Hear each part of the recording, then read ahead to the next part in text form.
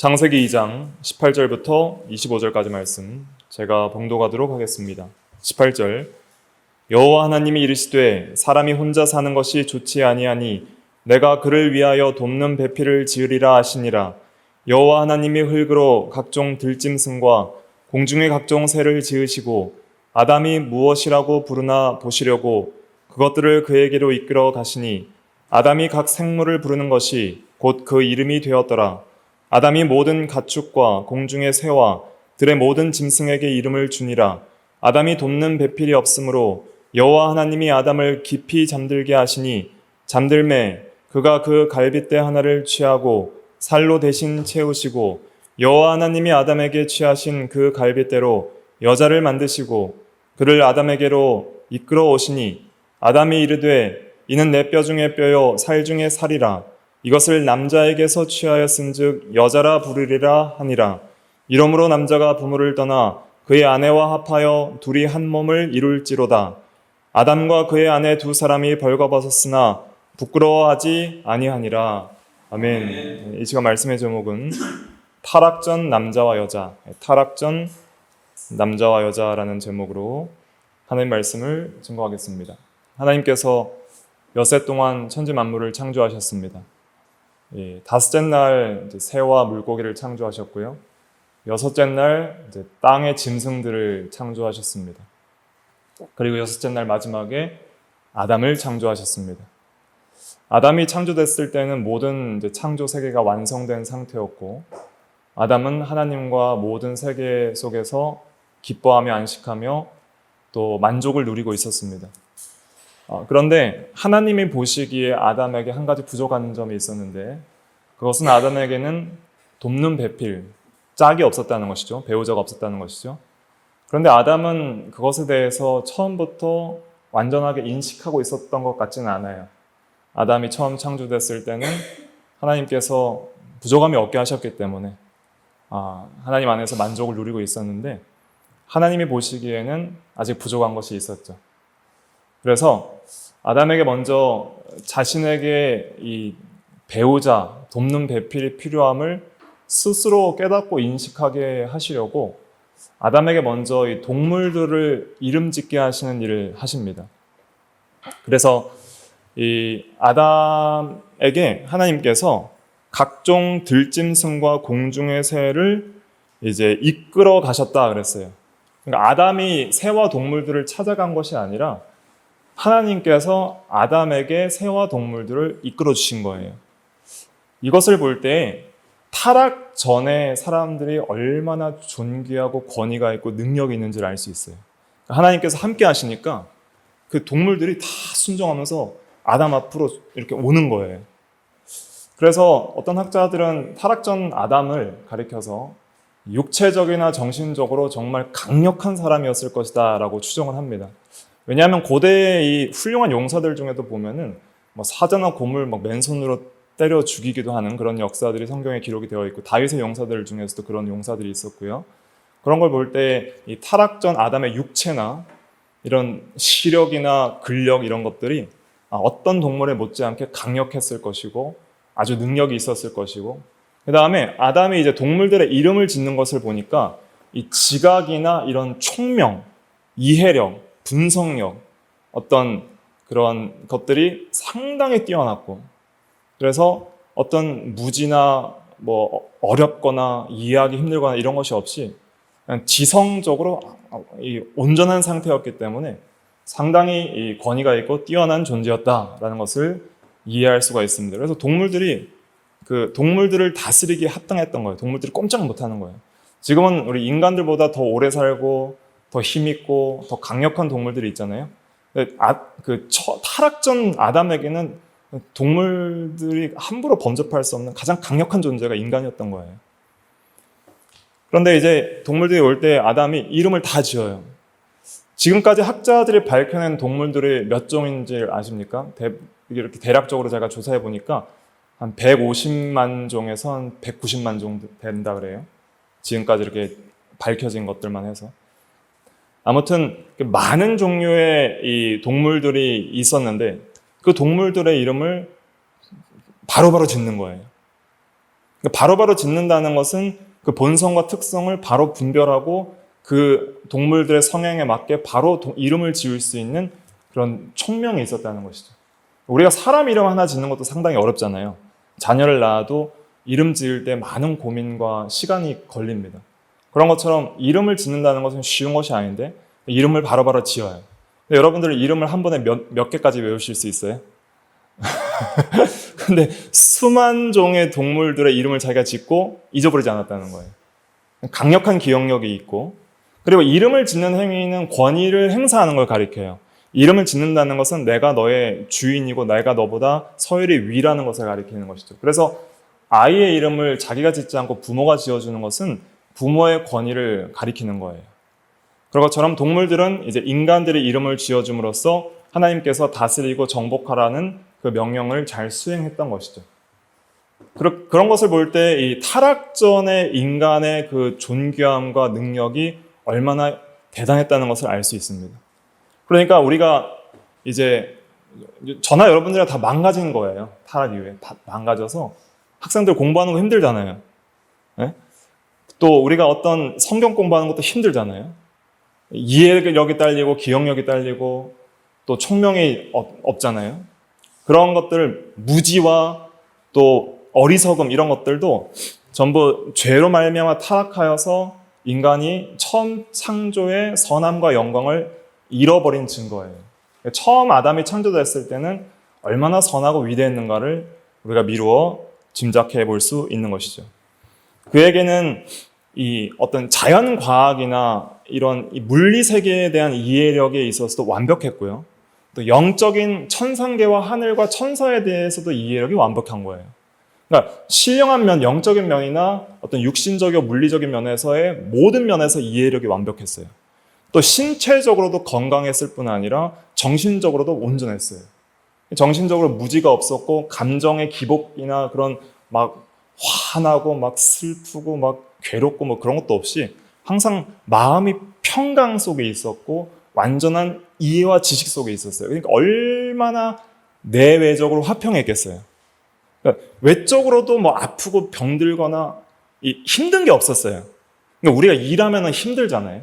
근데 아담은 열심히 이렇게 이름 짓기 해도 뭐 몇만 개의 이름을 지어도 머리가 뭐 아파서 못하겠다 이런 것이 없었고, 또 이 내적으로도 마음의 괴로움과 번뇌가 없었던 것이죠. 그러니까 우리가 이걸 통해서 이제 우리의 구원이 완성되어서 우리가 영원한 하나님의 나라에 들어가서 새하늘과 새 땅에서 살 때에 이러한 세계가 회복되고 더 완전해질 것이다라는 것을 소망하고 바라보면서 주님 안에서 주시는 구원의 은혜에 감사할 수 있는 것입니다. 근데 이제 아담이 이렇게 이름을 짓다 보니까 다 동물들이 뭐가 있어요? 짝이 있는 거예요. 근데 나는 짝이 없구나, 나에게도 짝이 필요하겠구나라는 것을 스스로 이제 인지를 하게 되는 것이죠. 그런데 동물 중에 보니까 자기에게 짝이 될 만한 본질적으로 자기가 동등한 존재도 없는 거예요. 동물과 사람은 근본적으로 다른 존재예요. 동물들은 그냥 일반적인 피조물이라면은 사람은 하나님의 형상대로 창조되었기 때문에 영적인 존재고 또 하나님에 대하여 살아있기 때문에 도덕적이고 인격적인 존재이기 때문에 동물과 이렇게 본질적으로 다름을 아담이 스스로 느끼게 되는 것이죠. 그러면서 아담도 스스로 아마 자기에게 이제는 돕는 배필이 필요하겠구나라는 어떤 필요성을 스스로 느끼게 하나님이 하신 것 같아요. 하나님께서도 우리에게 어떤 선물을 주실 때에는 때로는 그냥 우리가 구하지 않고 필요함을 느끼지 못해도 당장에 필요한 것을 주시기도 하지만은 때로는 우리가 간절한 필요성을 느끼게 하셔서 그것을 주실 때도 있어요. 그럴 때 하나님에 대한 은혜에 더 감사하게 만드는 것이죠. 그래서 아담은 하나님의 형상대로 창조된 하나님과의 관계, 영적으로 살아있는 관계적 존재이기 때문에 하나님께서 어떤 것을 주실 때에도 정말 하나님께서 나에게 주신 선물이라는 인식을 가지고 그것도 필요성을 가지고 더욱더 그 은혜에 감사할 수 있도록 하나님께서 그렇게 은혜로 역사를 하시는 거예요.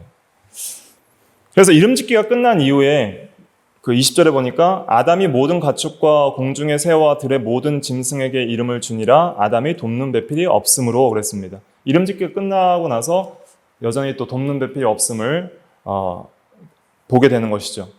그래서 이제 그 돕는 배필을 주시기 위해서 하나님께서 아담을 깊이 잠들게 하십니다. 이제 수술을 하시는 것이죠. 수면 마취를 하신 거예요. 그래서 아프지 않도록. 뭐 배를 가르고 이렇게 하지는 않았겠죠. 하나님은 전능한 능력으로 그냥 갈빗대 하나만 빼신 거예요. 아무런 상처도 없이 그냥 갈빗대 하나만 아픔도 없이 이렇게 빼셨어요. 그래서 그 갈빗대를 통해서 이제 그 살로 대신 채우셔서 예쁜 여자를 만드시게 됩니다. 그러니까 아담은 땅의 티끌, 땅의 원소를 통해서 육체가 지음을 받았어요. 그런데 갈빗대를 통해서 여자가 지음을 받았으니까 여자는 2번 정제되는 거예요. 2번 정제됐기 때문에 여자들의 몸들이 보통 남자들보다 좀 더 고운 것 같아요. 그래서 이렇게 예쁘고 곱고 아름다운 그런 여자를 만드셨어요. 그 다음에 22절 읽어볼까요? 시작. 여호와 하나님이 아담에게서 취하신 그 갈빗대로 여자를 만드시고 그를 아담에게로 이끌어 오시니. 예. 아담에게로 하나님께서 직접 이끌어 오셨다 그랬어요. 아담이 여자를 찾아간 것이 아니라 하나님께서 이번에도 그 여자를 아담에게로 이끌어 주셨어요. 이것은 아담에게 있어서 가장 큰 선물이었던 것 같아요. 자신이 배우자를 구하고 돕는 배필을 구하지 않았어요. 그런데 하나님께서 사람이 홀로 있는 것이 좋지 않다고 보시고 아담에게 가장 필요한 것이 무엇인지를 느끼게 하시고 그 필요한 것을 하나님께서 채워주신 것이죠. 아담은 하와를 봤을 때 한눈에 반하고 사랑에 빠지고 결혼을 했습니다. 아마 가장 아름다운 남자 또 가장 아름다운 여자를 하나님께서 선하시게 만드셨을 거예요. 그래서 이 당시 여자들도 뭐 힘이 없고 연약하고 비실비실하고 그런 게 아니라 강력한 오늘날 뭐 영화에서 보면 뭐 원더우먼, 슈퍼우먼 같이 강력한 체력과 지성과 감성을 겸비한 강력한 여자상 또 강력한 남자상 이러한 사람들로 하나님께서 지으신 거예요. 그래서 생육하고 번성하고 만물을 다스리기에 합당한 그런 능력 있는 여자 또 아름다운 여자를 지어 주셨습니다. 그 여자를 이제 이끌고 오니까 아담이 한눈에 알아본 거예요. 이 여자는 다른 데서 취해서 온 것이 아니라 내 몸에서 취하여서 만들어진 나의 한 몸과 같은 자이고 그리고 내가 한 몸처럼 내 몸과 같이 사랑해야 할 나의 돕는 배필이요 나의 배우자라는 것을 직관적으로 이렇게 하나님의 또 깨닫게 하시는 은혜가 있었겠죠. 또 직관적으로 알아보고 이렇게 고백을 하죠. 23절 읽어볼게요. 시작. 아담이 이르되 이는 내 뼈 중에 뼈요 살 중에 살이라 이것을 남자에게서 취하였은즉 여자라 부르리라 하니라. 네. 그래서 이는 내 뼈 중에 뼈요 살 중에 살이라 이렇게 고백을 하는 거예요. 그래서 자기 몸처럼 아담이 하와를 사랑하기 시작했어요. 하나님께서 처음 인간들을 만드셨을 때에 처음 창조의 계획은 내 이웃을 내 몸과 같이 사랑하게 하신 것이었어요. 그것은 참으로 그냥 억지로가 아니라 참으로 내 몸처럼 사랑하고 그 사람을 내 몸과 같이 아낄 수 있는 그런 관계적 존재, 사랑의 관계로 창조하셨던 것이죠. 삼위일체 하나님께서 성부와 성자와 성령께서 서로 사랑하며 온전히 그 교통하고 교제하듯이 인간들도 하나님 안에서 인간 사이의 관계에 있어서 이기적인 마음을 가지고 남처럼 생각하는 것이 아니라 정말 내 몸과 같이 여기고 아끼고 사랑하고 그런 내 뼈와 살처럼 느끼는 그런 내 몸과 같이 사랑하는 관계가 그 자손 대대로 퍼져서 온 인류가 서로 내 몸과 같이 다른 사람을 사랑할 수 있는 그런 사랑의 관계적 존재로 인간 사회를 만드신 거예요. 그래서 이것들이 이제 타락 이후에 다 깨지거든요. 범죄 이후에 즉시 아담은 하와를 원망하죠. 그리고 그 하와와 아담 사이의 신뢰와 사랑의 관계가 깨어지고 그러한 것들이 모든 인간 관계의 파괴로 이어지게 된 것입니다. 그러나 처음 창조의 원래의 목적은 그것이 아니었고 처음 창조되었을 때 인간들이 얼마나 서로를 사랑했는지를 이 23절 표현을 통해서 깨달을 수 있게 되는 것입니다. 우리가 그리스도의 구속의 은혜를 통해서 회복해야 될 것도 이런 거예요. 예수님께서는 우리를 자기보다 더 사랑해 주셨죠. 자기 몸을 버리시기까지 우리를 사랑하여 주셨단 말이에요. 그래서 레위기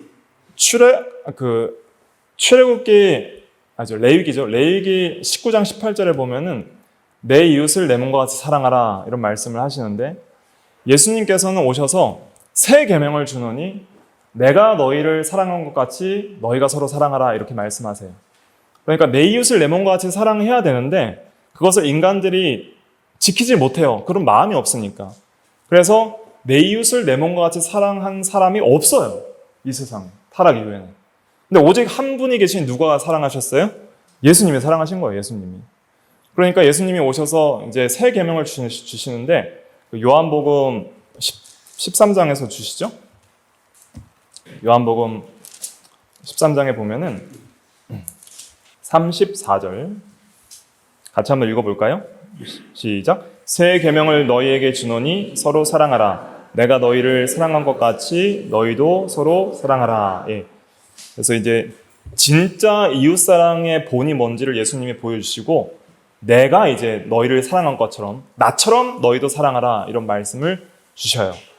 그래서 우리가 그리스도 안에 있을 때, 그리스도를 믿고 그리스도를 의지하고 그리스도의 마음을 품고 그리스도의 능력을 힘입을 때 우리가 그리스도처럼 다른 사람을 사랑할 수 있는 그런 존재가 되어 나가는 것입니다. 그래서 부부관계에 있어서도 이 사랑을 회복해야 돼요. 참된 부부관계의 사랑을 회복하고, 또 우리가 모든 인간관계에 있어서도 참된 인간관계의 사랑을 회복해 나가야 합니다. 부부는 한 몸을 이루어야 돼요. 오늘 본문으로 돌아오셔서 창세기 2장 24절 같이 한번 읽어볼까요? 시작. 이러므로 남자가 부모를 떠나 그의 아내와 합하여 둘이 한 몸을 이룰지로다. 예. 한 몸을 이루어야 돼요. 연합을 가리키는데, 부부간의 연합은 3중의 연합이 있습니다. 이 세 가지 연합이 온전하게 이루어지지 않으면 한 몸이 될 수가 없어요. 3중의 연합, 첫째는 육체적 연합이고, 둘째는 정신적 연합이고, 셋째는 영적 연합이에요. 이 육체적, 정신적, 영적 3중의 연합이 온전히 이루어져야 참된 부부로서의 한 몸이 되는 거예요. 근데 오늘날 이 타락한 쾌락주의 사회에서는 육체적 연합 중심으로 많이 생각해서 이제 사람들이 어떤 육체적 관계만을 이렇게 중시하는 사람들이 많고, 그 다음에 좀 더 나아가서는 이제 정신적 연합까지 중시하는 사람들도 많죠. 취미 활동도 같이 하고, 앞으로의 인생의 걸음을 같이 가서 같은 목표를 가지고 같은 삶의 목표로 걸어가는 일들을 또 힘써 하려는 부부들도 있습니다. 우리 그리스도인들도 육체적 연합은 오직 부부끼리만 가능한 거예요. 그래서 부부 외에는 허락하지 않으셨어요. 성적 관계는. 그래서 한 몸으로서 성관계는 부부 안에서만 허락된 선하고 건전하고 귀한 것이고, 그래서 그러한 한 몸됨을 육체적으로 잘 이루어야 되고요. 그 다음에 정신적인 연합도 그리스도인들은 굉장히 중요합니다. 정신적으로 마음이 좀 서로 통해야 돼요. 그러니까 믿음만 좋다고 무조건 결혼해서도 안 되고요. 물론 이제 영적인 연합이 중요하기 때문에 성도는 성도끼리 결혼을 해야 돼요.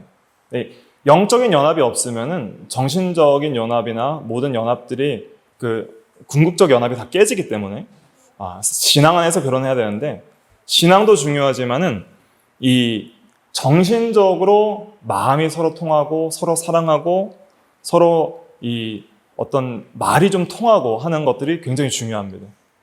그러니까 둘 다 믿음은 좋은데 서로 만나면은 서로가 좀 안 통하고 마음이 맞지 않고 또 뭔가 이 서로가 서로를 잘 이해하지 못하는 그런 관계에 있다면은 그건 연합되기가 매우 어려운 것이죠. 근데 이미 결혼을 했으면은 정신적으로도 연합하기를 힘써야 돼요. 그건 우리의 의무예요. 그래서 좀 안 맞다고 미워하고 이혼하고 그래서는 안 되고, 정신적으로 서로 자기를 죽여가면서 그리스도 안에서 서로를 이해하고 품어 나가는 것이 매우 중요합니다. 그런 연합들을 잘 이루어 나가야 되고요. 그 다음에 영적인 연합은 이제 그리스도 안에서의 연합을 가리키는 거예요. 예수님을 둘 다 믿어야 돼요. 그리고 그리스도 안에서 한 몸이 돼야 돼요. 그리스도를 머리로 하고 그리스도 안에서 한 몸으로서 부부들이 연합되어 있어야 돼요. 그러니까 부부의 사랑이 강력해지려면 그 사랑 안에 그리스도가 함께 하셔야 돼요. 왜냐하면 그리스도는 모든 사랑의 근원이고 회복이기 때문이에요. 그러니까 이웃사랑의 근본이 그리스도이기 때문에 내가 너희를 사랑한 것 같이 너희도 서로 사랑하라 했기 때문에 그리스도가 없으면 부부의 사랑도 균열이 생길 수밖에 없어요. 근데 그리스도가 함께 하시면 부부간에 끈끈한 그 강력한 접착제와 같은 영적인 연합을 이루는 그리스도의 은혜가 있어요.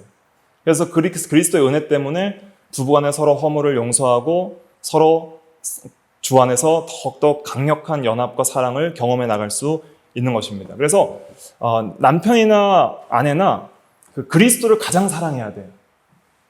서로가 우상이 되면 안 되고 그리스도를 가장 사랑하고 그리스도를 사랑하는 가운데서 그리스도의 사랑으로 서로를 사랑해 나갈 수 있는 그런 연합을 잘 이루어 나가야 됩니다. 그런데 문제가 무엇이냐면 타락 이후에 이제 이런 연합들이 깨어져 나간 것이죠. 그래서 그것을 잘 회복해야 됩니다. 특별히 이 여자를 돕는 배필로 창조하셨다고 그랬잖아요.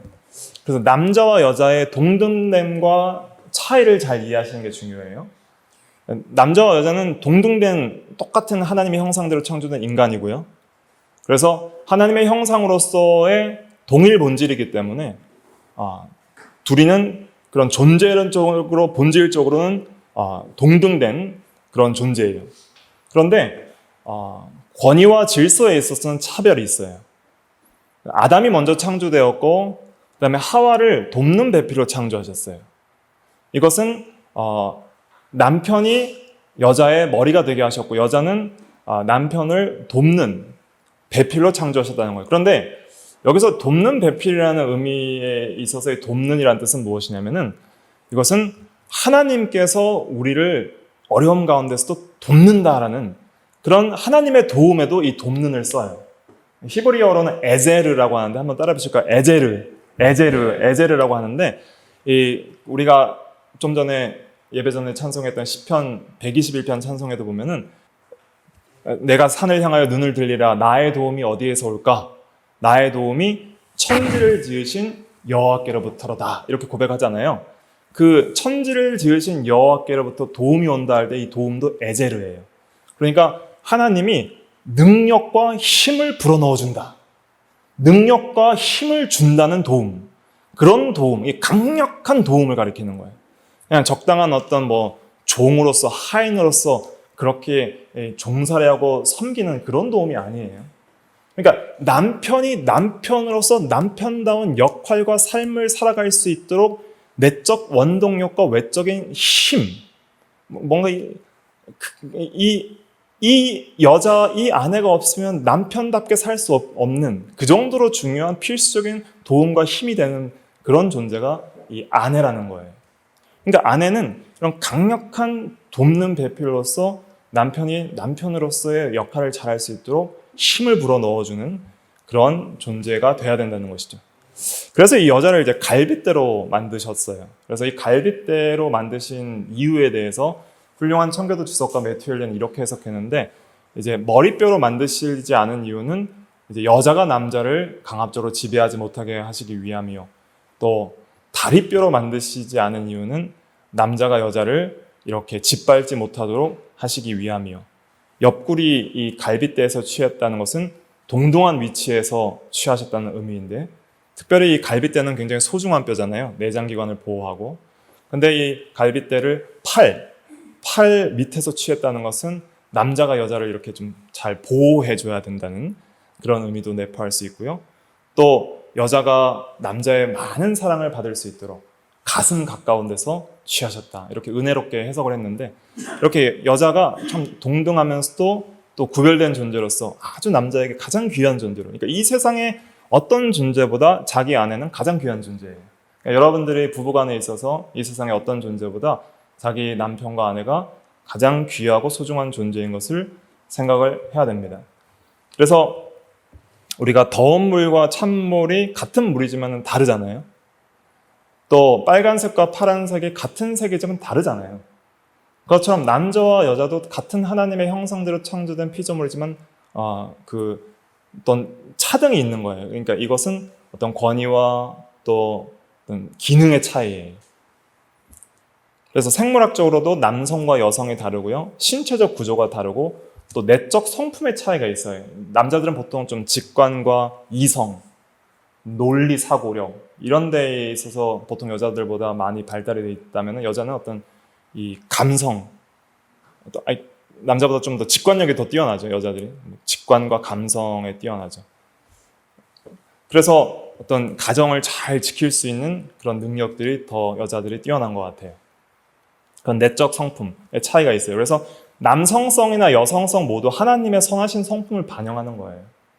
남성성, 여성성 모두 하나님이 다 가지고 계시는데 그 남성성, 여성성을 다 이제 하나님께서 가지고 계신 것을 남자와 여자를 통해서 반영을 하시는 것이죠. 그래서 이제 이 남자는 창조의 순서에 있어서 먼저 창조되었고요. 또 타락의 순서에 있어서도 여자가 먼저 타락되었고 또 여자는 돕는 배필로 창조되었기 때문에 하나님께서 가정의 질서에 있어서 이제 남자를 머리로 창조하신 거예요. 여자의 머리를 남자로 하셨고 남자의 머리는 그리스도시고 그리스도의 머리는 하나님이 되시도록 그렇게 창조했어요. 그런데 또 고린도전서에 보면은 고린도전서 11장 7절에 보면은 그 여자는 남자의 영광이니라 그런 말씀이 있거든요. 고린도전서 11장 7절에 보면 그러니까 여자의 머리로 남자를 창조하셨지만 또한 여자는 남자의 영광이라고 그랬어요. 그러니까 남자는 여자의 머리지만 여자는 남자의 영광이니까 여자가 남자의 영광스러운 존재가 또 되도록 그렇게 만드신 거예요. 돕는 배필로서. 그래서 여자를 귀하게 생각하고 사랑해야 돼요, 남자들은. 그래서 그 골로새서 3장 18절 19절에 보면은 아내들아 남편에게 복종하라 이는 주 안에서 마땅하니라 그랬고요. 남편들아 아내를 사랑하며 괴롭게 하지 말라 그랬어요.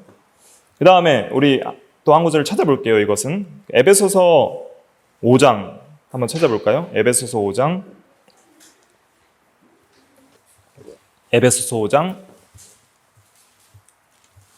신약 315페이지 에베소서 5장 22절부터 25절까지만 읽어볼게요. 22절 시작. 아내들이여 자기 남편에게 복종하기를 주께 하듯 하라. 이는 남편이 아내의 머리됨이 그리스도께서 교회의 머리됨과 같으니 그가 바로 몸의 구주시니라. 그러므로 교회가 그리스도에게 하듯 아내들도 범사에 자기 남편에게 복종할지니라. 남편들아 아내 사랑하기를 그리스도께서 교회를 사랑하시고 그 교회를 위하여 자신을 주심같이 하라. 네.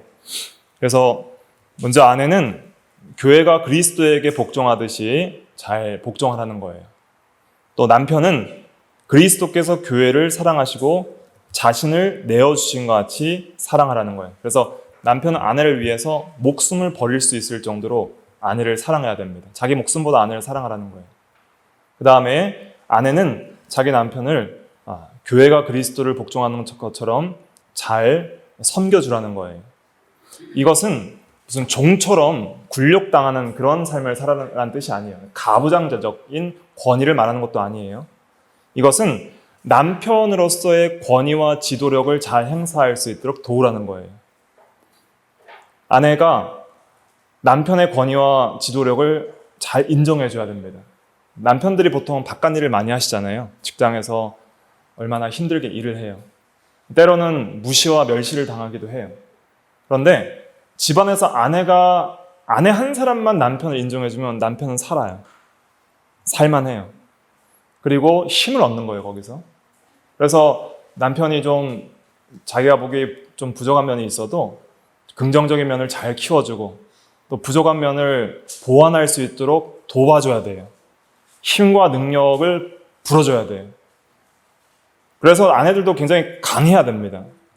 이 현숙한 여인이라는 표현이 잠언 31장 10절에 나오는데 이 현숙한 여인은 어떤 여인을 말하냐면 강력한 여인을 말하는 거예요. 강력한 여인.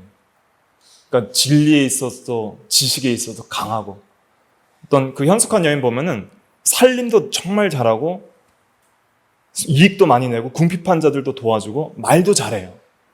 남편에게 선한 일을 하고 집안일을 잘하고 영육 전체에 어떤 강력한 힘을 발휘하는 것이 현숙한 여인이에요. 그래서 아내가 하지 말아야 될 것은 반항하고 또 남편 멸시하는 거예요. 아이들에게 멸시하고 다른 사람에게 흉보는 일, 이런 것들을 해서는 안 됩니다.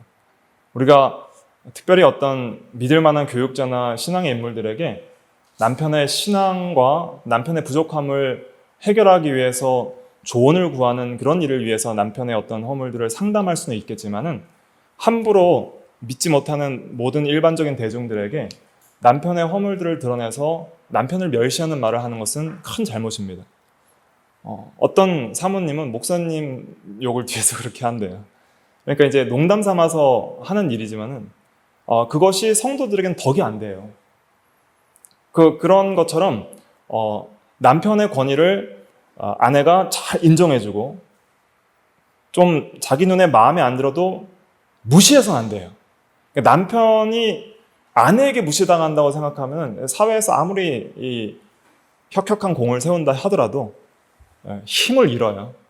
근데 아내가 잘 받들어주고 위해주고 잘 해주면은 뭐 바보 온달과 평강공주 이야기에서도 보면은 평강공주가 잘하니까 바보 온달이 훌륭한 사람이 되는 것처럼 아내 학에 따라서 남편이 결정이 되는 거예요. 그러니까 아내가 그만큼 중요한 역할을 한다. 이것을 우리가 기억을 해야 됩니다. 그러면서 아내가 너무 소극적이고 가족 결정에 아무런 저력과 힘이 되지 못하고 남편의 잘못도 지적하지 못하는 그런 소극적인 아내가 돼서는 안 돼요.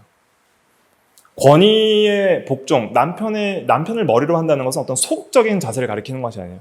적극적으로 돕는 배필이 된다는 거예요. 힘과 능력을 불어주는, 그런 권위를 인정해주고 능력을 불어주는 그런 역할을 하려면 그 아내들도 이 힘이 있어야 돼요. 진리면에 있어서도 총명해야 되고, 지식면에 있어서도 탁월해야 되고, 도덕과 윤리면에 있어서도 경건하고 거룩하고 순결해야 되며, 또 본이 돼야 되는 것이죠. 가정을 지혜롭게 잘 돌보는 그런 지혜와 능력이 있는 그런 여인이 되어 나가야 됩니다. 또 남편들이 버려야 될 것은 무엇이냐면은 이 잔인함과 학대, 이기적인 욕망들 이런 걸 버려야 돼요. 가정을 돌보지 않고 자기 하고 싶은 대로 살아가면서 아내와 아이들을 잔인하게 학대하고 폭력, 폭언, 강압 등으로 집안을 이끌어 나가는 것. 이것은 머리로서 하는 일이 아닙니다. 이것은 잘못된 것이고 또 너무 소극적이라서 주도권이 없어도 안 돼요. 가정에 소홀하고 아내가 잘못된 결정을 하는데도 그냥 동의하는 것. 아담이 그랬잖아요. 아담이 하와가 선악과를 먹고 아담에게도 주니까 그래? 동의하고 먹는 거잖아요.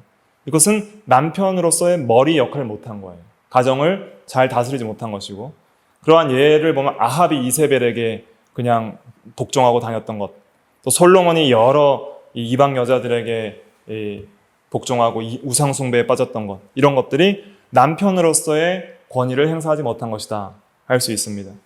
남편이 회복되어야 될 것은 사랑하며 인자하고 또 이해심이 많은 지도력을 발휘해야 됩니다. 남편은 좀 이해심이 많아야 돼요. 그 베드로전서 2장에 보면은 그 아내는 연약한 그릇이라 그랬어요. 그 감성적으로 좀 탁월하고 연약한 면들이 있기 때문에 그 이해심이 좀 많아야 됩니다. 3장이군요. 죄송합니다.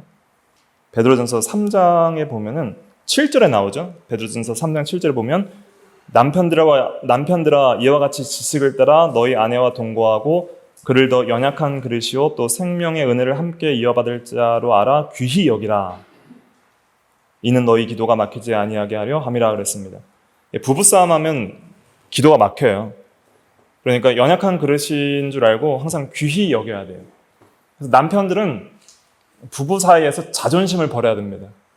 자존심 세우면 되는 게 아무것도 없어요. 그러니까 여자가 좀 토라지거나 마음이 상하면은 이해해 줘야 돼요. 논리적으로 따지고 들면 안 돼요.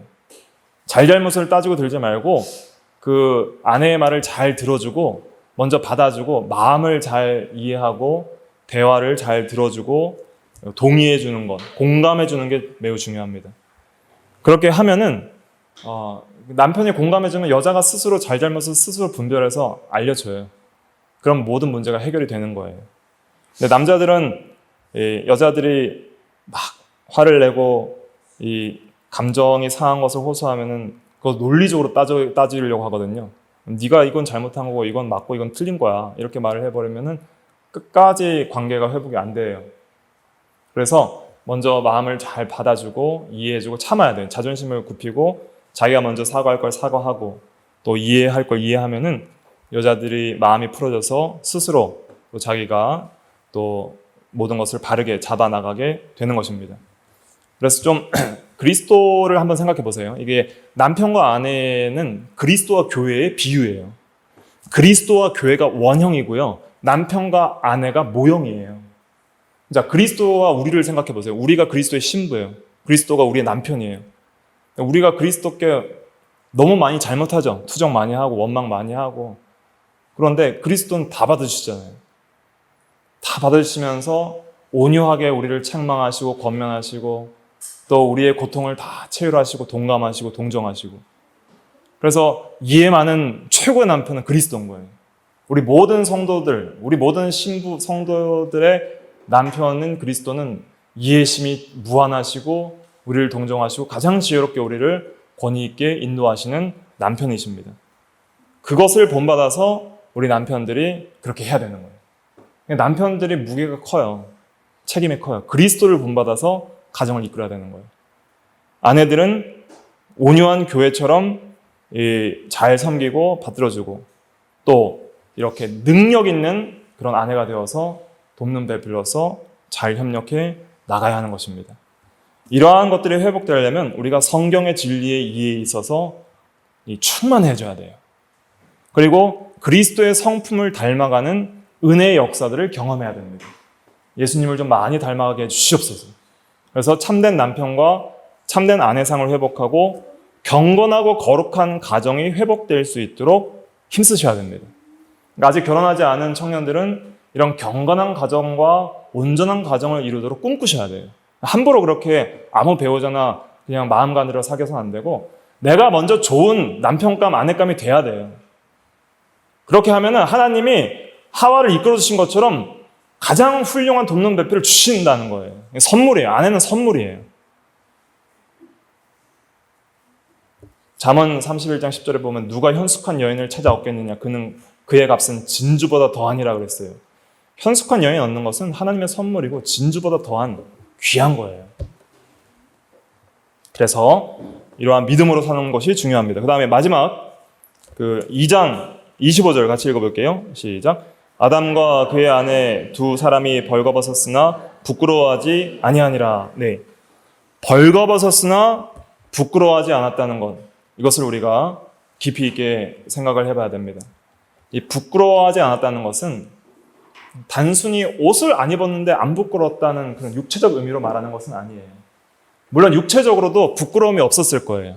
타락 이후에는 우리가 몸매도 별로고 좀 흉도 있고 좀 컴플렉스가 되는 신체의 부분도 있고 또 보기에도 이렇게 좀 가려야 될 부분도 있지만은 타락 전에 아담과 하와는 가리지 않아도 하나님의 영광의 광채를 입고 있었어요.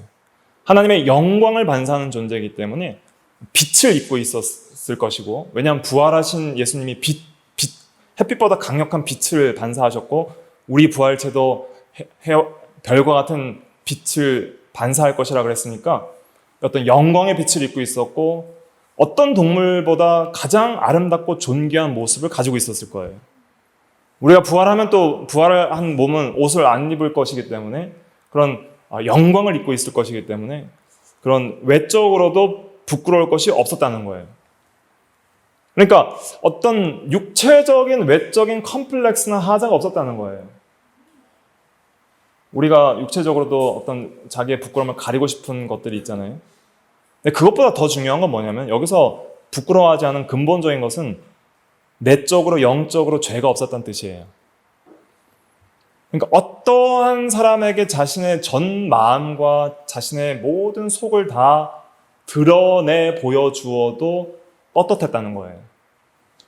여러분들은 이렇게 부부간에 결혼을 하실 때 처음에 연애할 때는 서로에게 잘 보이기를 원하잖아요.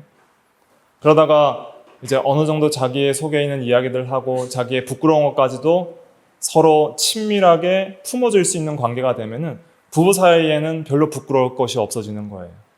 다른 사람에게 말하지 못할 것도 부부 사이에서는 친밀하게 모든 것을 털어놓을 수 있는 관계가 되는 거예요. 그러니까 이 부끄러움이 서로 없었다는 것은 강력한 친밀성을 의미하기도 해요. 정말 친한 사이들끼리는 부끄러운 것이 없는 거예요. 그러나 강력한 연합과 친밀성을 경험하는 부부 간에도 서로에게 완전한 속마음을 다 털어놓지 못하는 그러한 부끄러운 것들이 남아있을 수 있는 거예요. 그런데 아담과 하와는 내가 내 스스로 봐도 부끄러울 게 없었고 다른 사람에게 내 모든 마음을 다 내비쳐줘도 부끄러울 게 없었고 하나님이 나를 보셔도 부끄러울 게 없었다는 거예요. 그러니까 부끄러운 것이 없다는 것은 하나님 앞에서, 사람 앞에서, 내 자신과 양심 앞에서 일절 부끄러움이 없이 떳떳했다는 것입니다. 모든 것이 노출되어도 괜찮은 존재. 그것이 처음 창조된 인간의 영광과 선함과 의로움이었다는 거예요. 이러한 사람이 된다면 얼마나 기쁘겠습니까? 한번 생각해 보세요. 모든 사람들이 부끄러워해요. 왜 부끄럽냐면 가장 중요한 것은 죄가 있기 때문이에요. 여러분들이 그리스도 안에서 죄사함 받고 죄책감과 죄의 영향력으로부터 해방되어서 거룩한 삶을 살아가게 되면 하나님 앞에 부끄러울 것이 없는 사람으로서 행복해지고 그리고 사람 가운데 떳떳한 거예요. 누가 뭐라 해도 부끄러울 게 없는 거예요. 그런 사람이 행복한 것입니다. 먼저는 하나님 앞에서 떳떳해야 됩니다. 떳떳할 수 있는 유일한 길은 예수 믿고 구원받는 거예요. 그리고 그리스도 안에서 거룩한 삶을 살아가는 거예요. 그 은혜 때문에. 그 능력을 받아서 살아가고 그 다음에 내 양심에도 거리낌이 없게 살아가야 됩니다. 양심 쓰셔야 돼요.